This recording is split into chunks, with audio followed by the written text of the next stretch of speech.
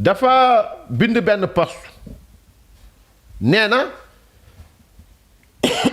pour ñaan président Macky Sall na baal Ousmane Sonko wax ji man daf maa xaw a yéem ci loolu laay ñëw pour ñu jàngatandoo ko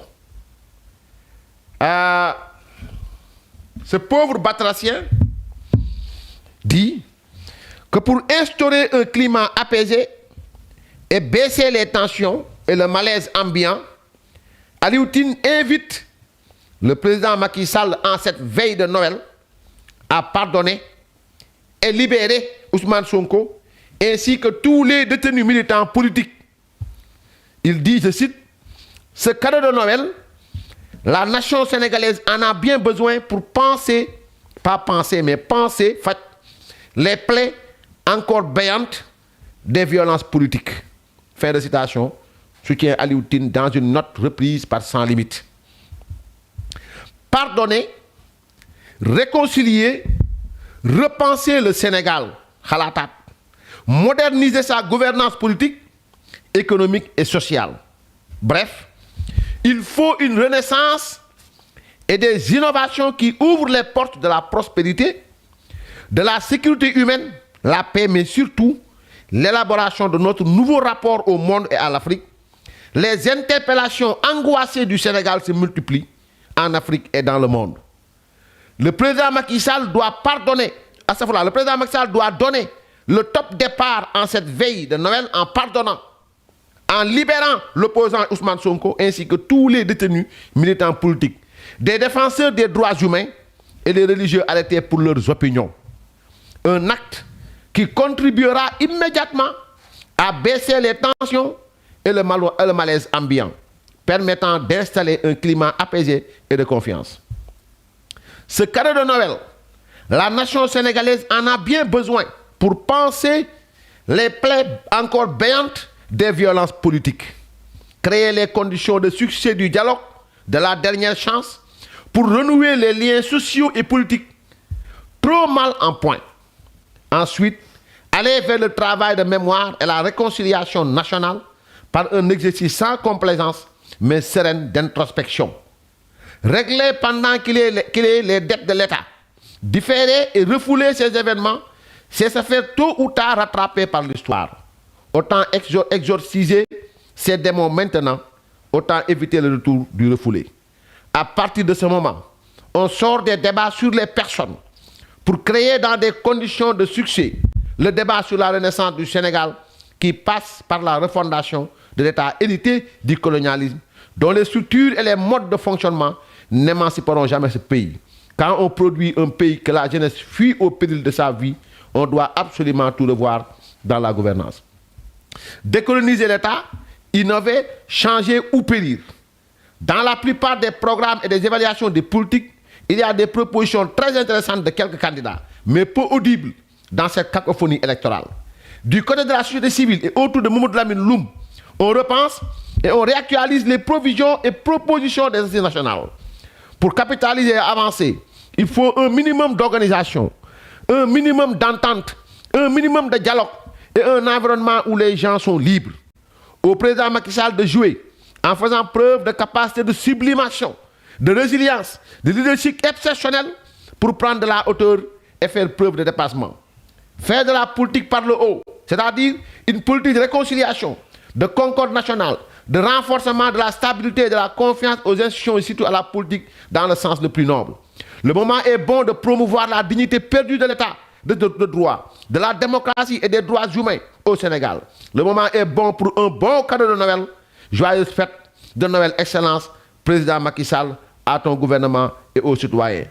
Ça, c'est un texte de Alioune Tine que je viens de lire, que je vais décortiquer et j'entrerai dans les interlignes, entre les mots, dans les mots, pour expliquer aux Sénégalais comment ce pauvre vieux batracien est-il sujet de la mare pour pondre ses fadaises sur la place ou l'espace public.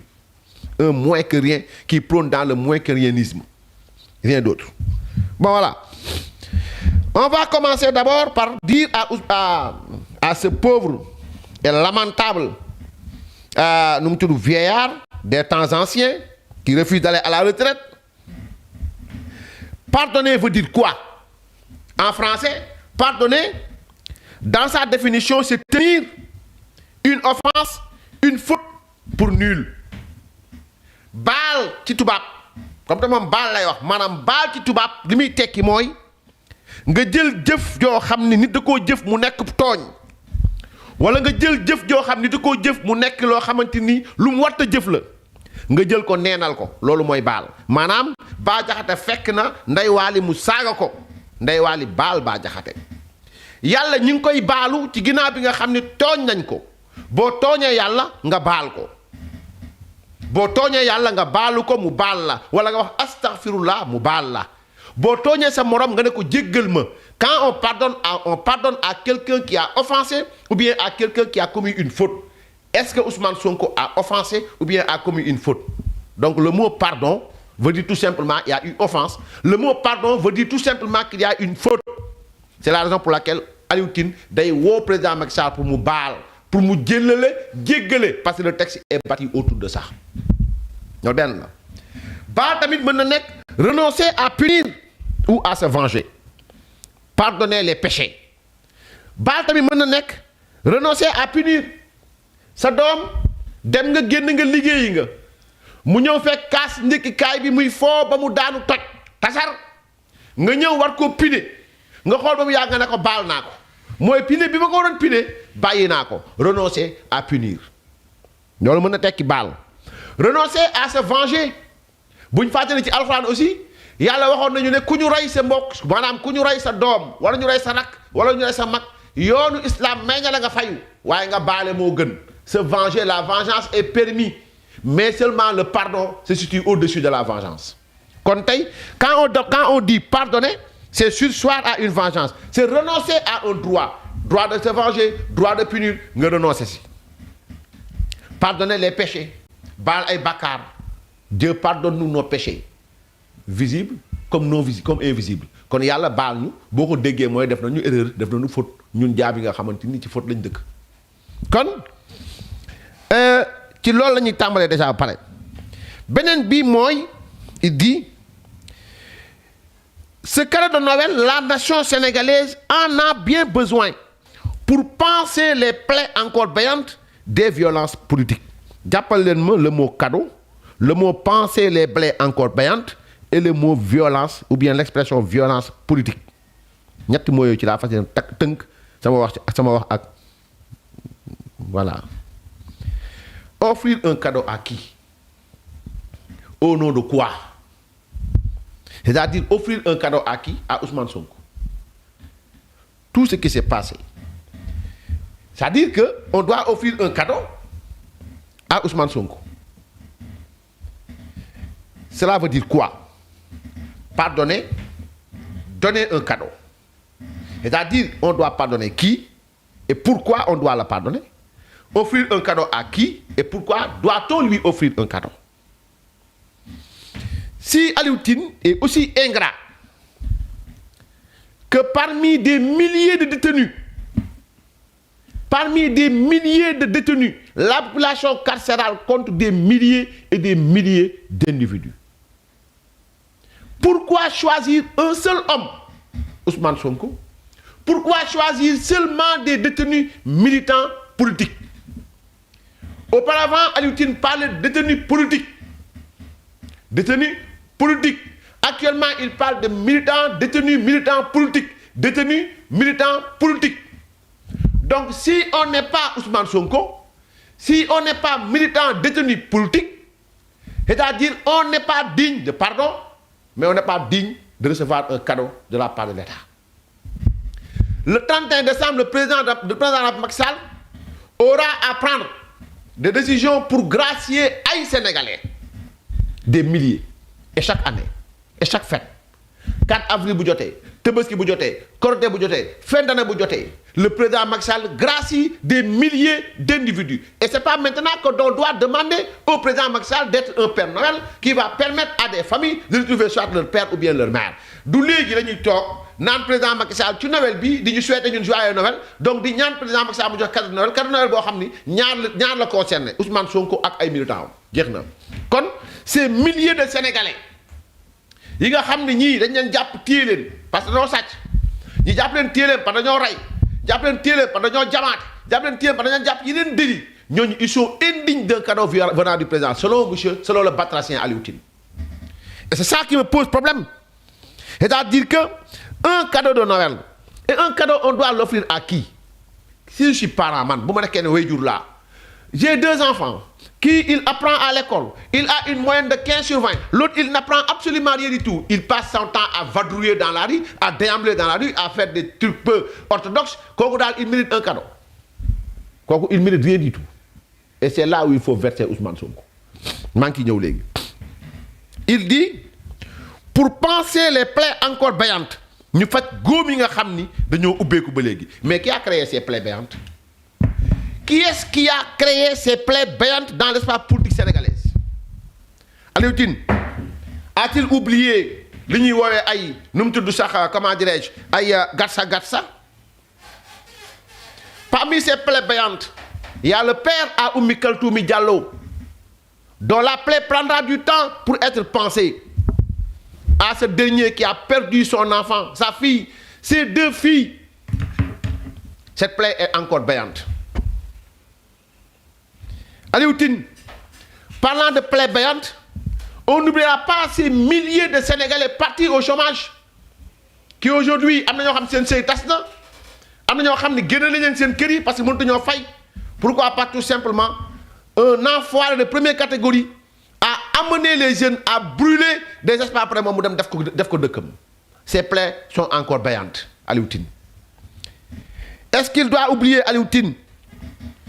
Est-ce qu'il doit se taire, marcher, piétiner sur les cadavres de ces dizaines de Sénégalais qui sont morts parce que quelqu'un les a appelés à l'insurrection, les a appelés à sortir, les a appelés à se mettre face aux forces de défense et de sécurité. Aliou Tine veut marcher librement dox nii ci kaw néew yooyu yëpp ces cadavres là ceux qui sont morts pourquoi pas tout simplement am na benn mag bu toog fële di leen xamal ni wala mu gëmloo leen ni moom donc voilà dañ ci moom la ñuy xeexal.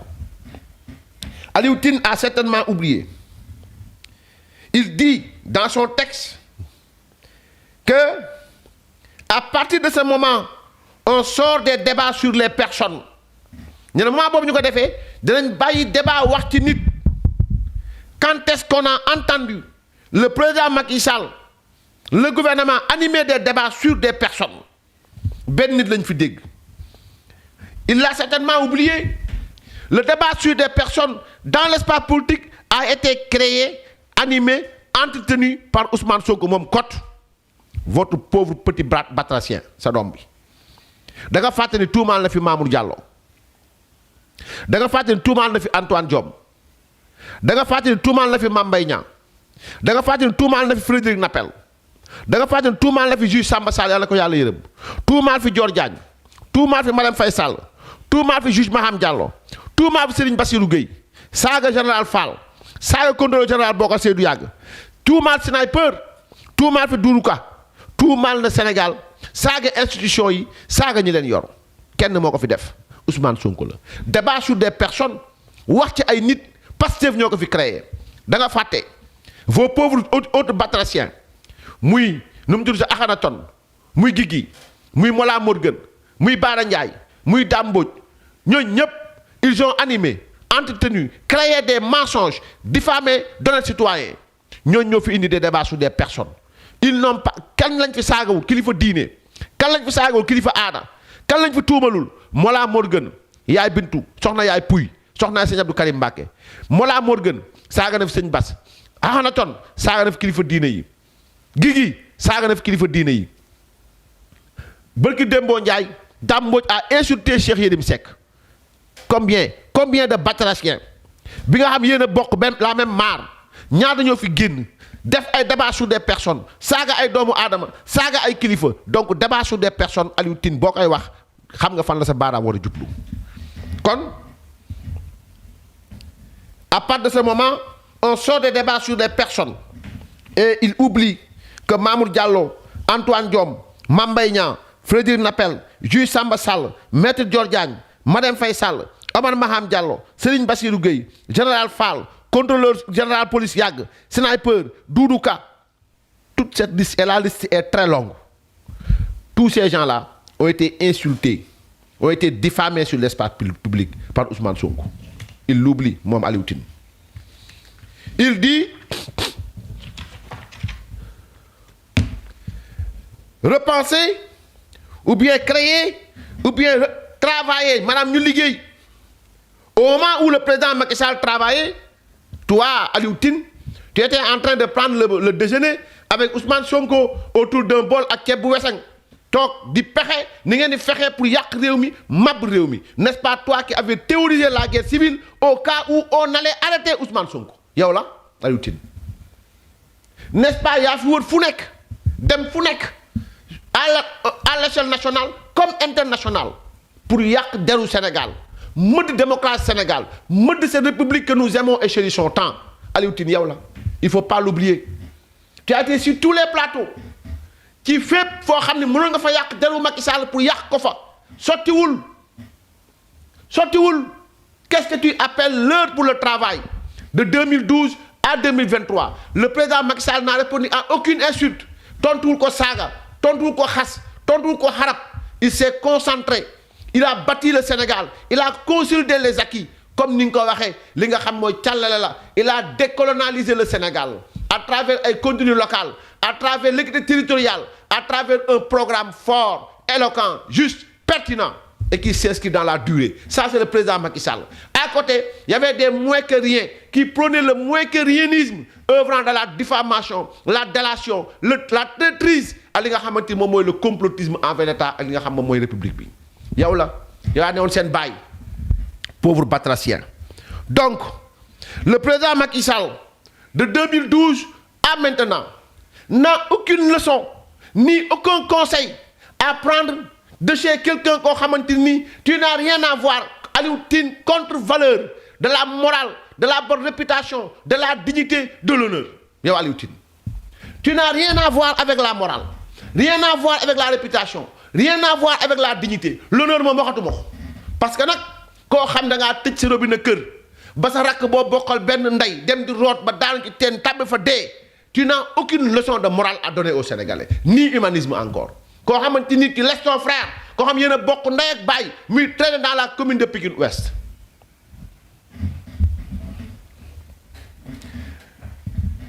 Combien sont-ils de Sénégalais qui sont dans les milieux carcérales et tu en soustrais un seul homme, Ousmane Sonko, et de seuls militants politiques? C'est malhonnête, mais il ne nous surprend guère. Il faut dire à Aliou Tine que le pays est apaisé. Le pays est apaisé. Et au contraire, une libération de ton fils par défaut risque de réveiller les faucons comme toi. On attend toujours de vous, M. Tine, comme tu viens de le faire, un poste pour condamner les graves insultes proférées contre le chef de l'État. On attend de vous un poste pour condamner ceux qui ont vandalisé les biens publics et privés des Sénégalais. Tu vas foutre à cette république, Aliou Tine, la paix, vieux démon. Oui, tu vas nous foutre la paix. Avais-tu condamné le Gatsa? Avais-tu condamné, on a les moyens de rendre le pays ingouvernable? Avais-tu condamné, on va le traîner comme Samuel Doe? Avais-tu condamné le Tchoki Fin? Avais-tu condamné le port de Kagoul dans l'université Cheikh Anta Diop? Les saccades de l'université, les avais-tu condamnés? Lorsque Ousmane Sonko détenait son lance-pierre, avais-tu crié arrêtez? Ce démon qui a insulté magistrats, juges, généraux, etc.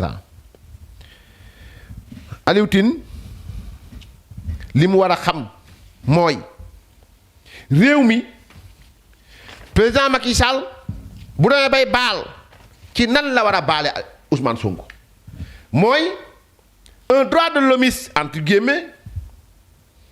Moi, quelqu'un qui a da ngay prôner li nga xamanteni mom moy la séparation des pouvoirs. Aliou Tine demande au président Macky Sall mu bal quelqu'un qui est poursuivi pour association de malfaiteurs en relation avec une entreprise terroriste. Cette instruction ira jusqu'au bout. Cette association de malfaiteurs en relation avec une entreprise terroriste sera mise à nu. Société civile, acteurs politiques, patronat, investisseurs, ku ci laale da nga feeñ.